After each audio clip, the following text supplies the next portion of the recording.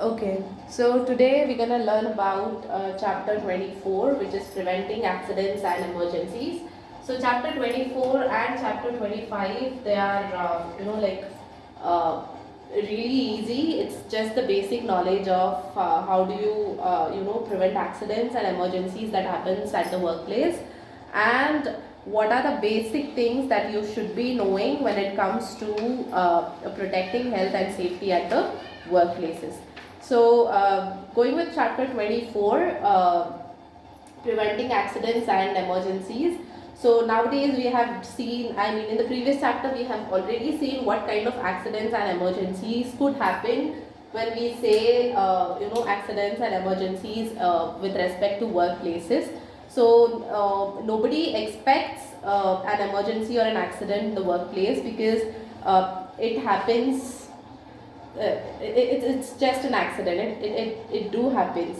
Okay, so these kind of accidents and emergencies will cause a lot of risk when it comes to the health of an employee, as well as when it's affecting the health of an employee, obviously it will be affecting the family of an employee along with the employer also. I mean to say, the employer, wherein he will be losing an employee who was working so efficiently due because of this accident or emergencies that has happened at the workplace.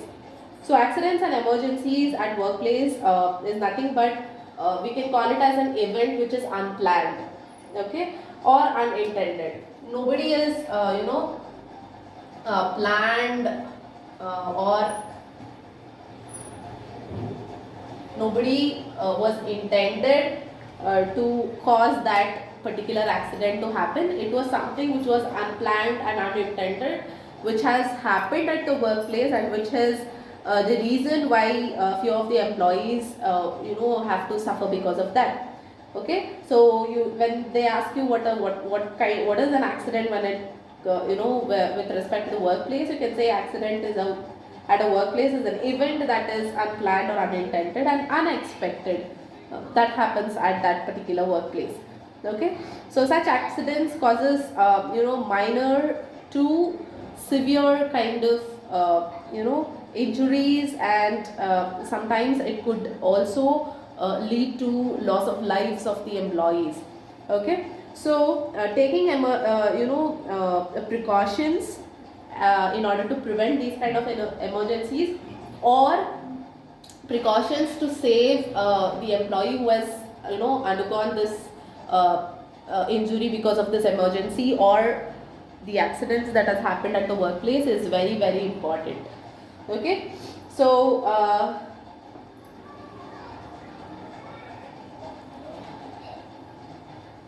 as I said earlier, it could be a loss to an employer, as well as very difficult for the family who have been relying on the employee. Okay, so there are different types of accident that happens in the workplace. So the first type is slip, trips and falls. So trips and falls, this is these are the few things that we already saw in the previous chapter. This is the result of it might cause a minor injury, and sometimes it might even lead to a major injury of the employee. So we already have seen how to take care so that the slip, trips and falls doesn't happen in a working space. Okay, so I'll not discuss much on that. The second one is getting caught in or between the hazard. So when we say getting caught or in between the hazard, it means that let's say there is a fire hazard that has happened and you have been caught in between that. So if you are not being educated on how to evacuate from that place, or if we consider you have been working in such a place where you have been pulled into or caught in a machinery or an equipment, or being compressed or crushed between rolling or sliding or any kind of these objects, we then call it as getting caught in between, or in between or between the hazards. Okay, the third one is struck by moving equipments or objects, or walking into objects. So when we say struck by moving equipment, so we have seen many factories which has this big equipments where employees will be working along with these equipments, So sometimes what happens is collision could occur with the heavy equipment. Okay, so we were talking about struck by moving equipments. The next is vehicle related accident. So it could be an accident which could be caused by the vehicle that is being provided by the organization or the employer, or sometimes if an employee is riding his own vehicle and coming by his own vehicle to the office and going back to home, he might meet with an accident, and that could be a that's one of the kind of accident. The next is fire and explosion, which we already have knowledge about, which we have talked in the previous chapter. So how exactly the fire and explosion have causes accident, causes a lot of loss to the employer and employee.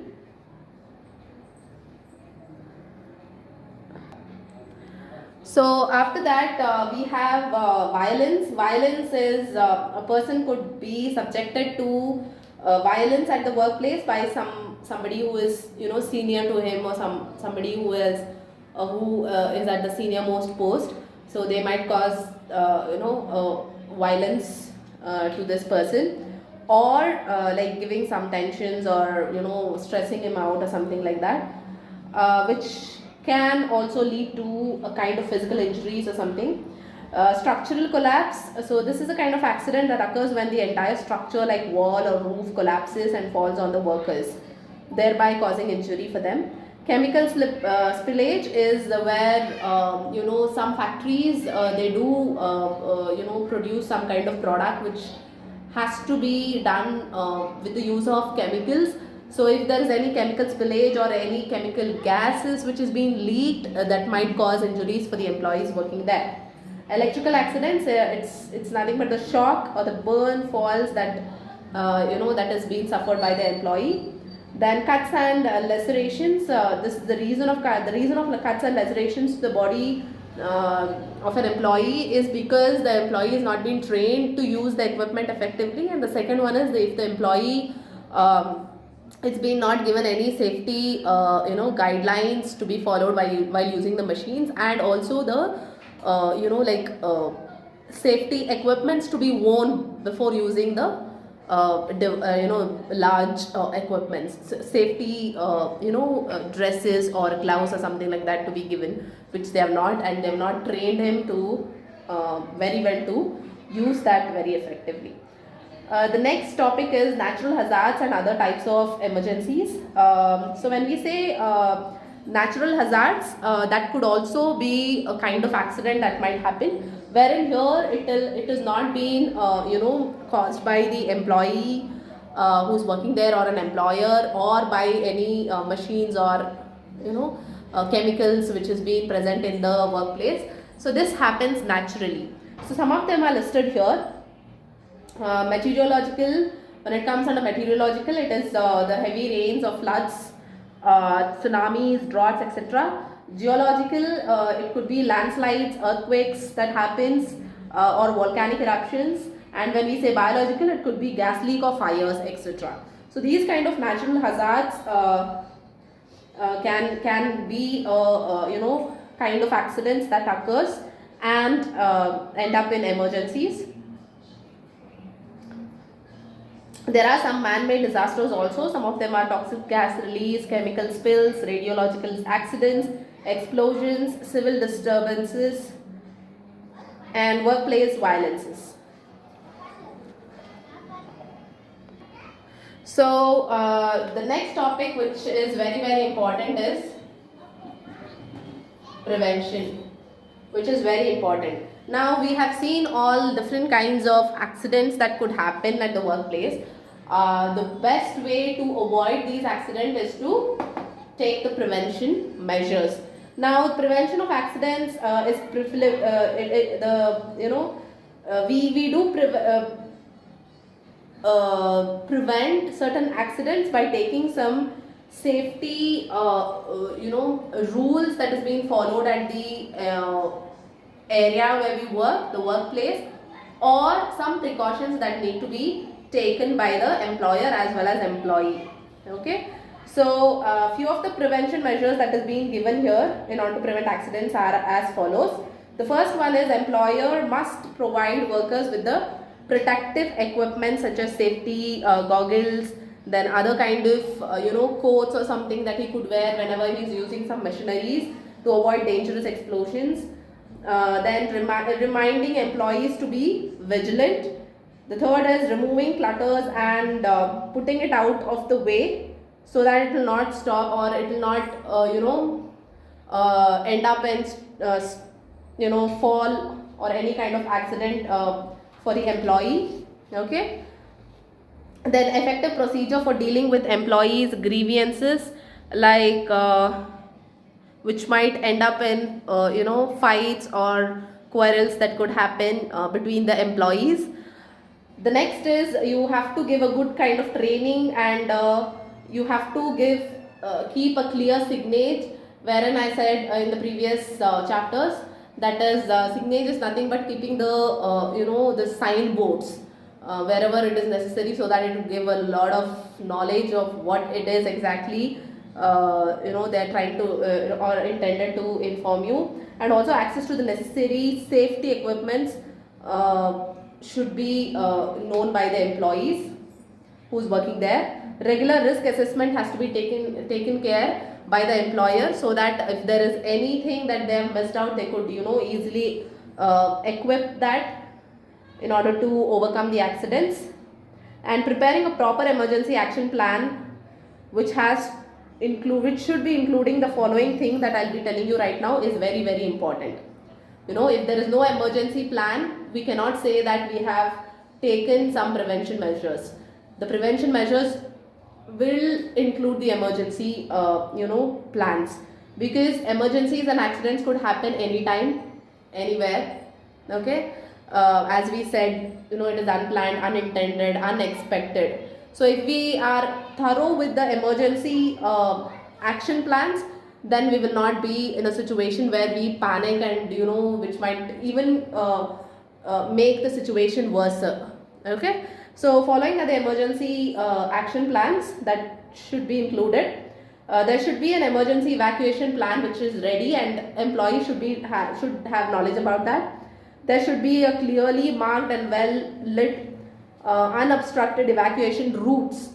If there is any kind of emergency, then the exit route should be clear. The third is employees should be able to have access to all the list of emergency numbers or people who they can contact during the kind of emergencies.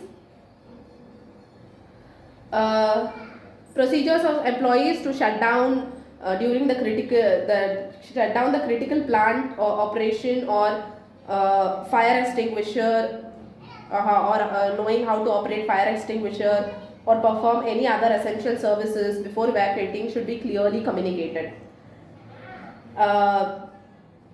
The fifth one is employees should be trained in first aid procedures, which we have discussed in the previous chapter.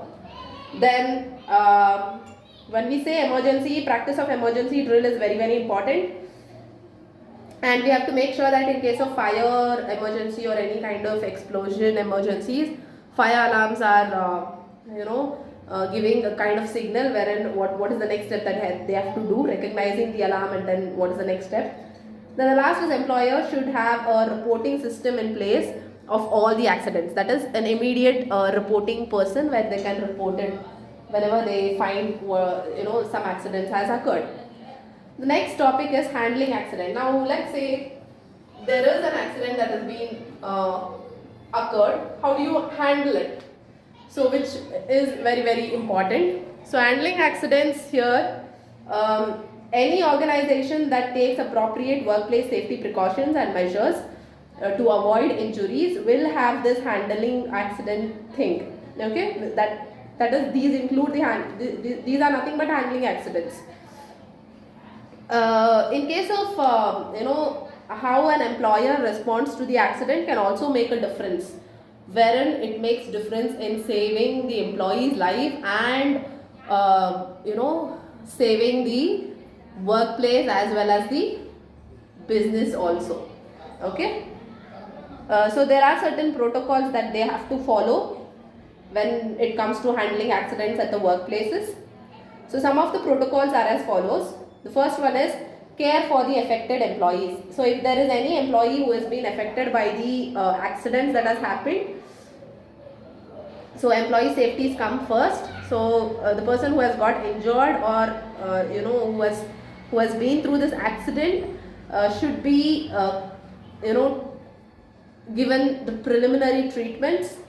Okay, a proper evacuation of the situation should be done. An employee who is trained in the first aid should be assisting the person who is a victim of the hazard or the accident, and an emergency situation or an ambulance should be called in any kind of emergency situation. If it's a non-emergency situation, we need to search for the nearest medical assistant, and the family of the employee should be informed about whatever the thing that has happened with the employee. They should be having the knowledge about what the employee is going through.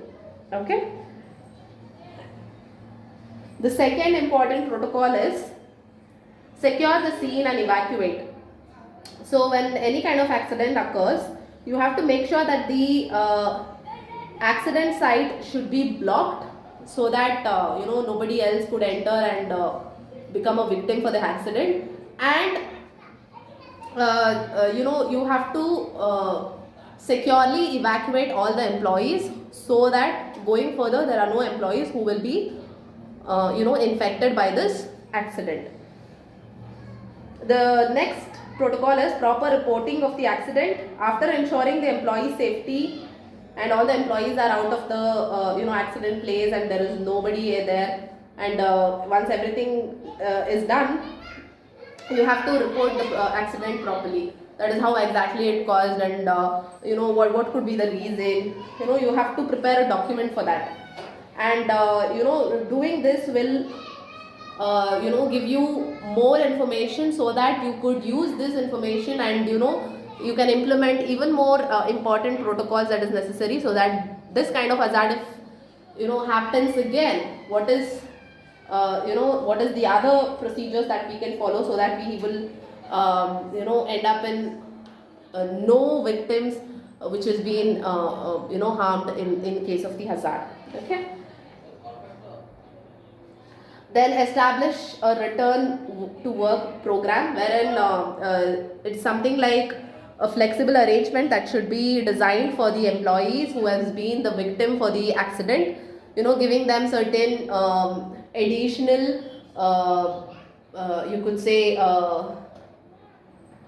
additional kind of privileges, wherein the employees could be who have met with the accident could be given some a long leave, which is a paid leave. The second one is you can ask them to work for a half day or something like that. You can ask them when exactly they can return to the office or something like that. So these are a few things that you could do, which is being said under establishing a return to work policy. That is a program. The next one is make a commitment to safety. So following the investigation that is the documents that you have made, which is the reason for the accident, adequate measures have to be taken care, so that you can further prevent this kind of accident. Even though if there are chances of not, like, even though you have given the prevention, you have taken all the measures to prevent it, but still if there is an accident similar to this has happened, what is the best plan that you could take, so that no person would be, or no employee or employer would be a victim for that particular accident. Okay, so yeah, so that is, you are preparing a emergency response plan which is much more effective and efficient, and you are following all the potential sources of emergencies. You are making sure that everything is there at the workplace.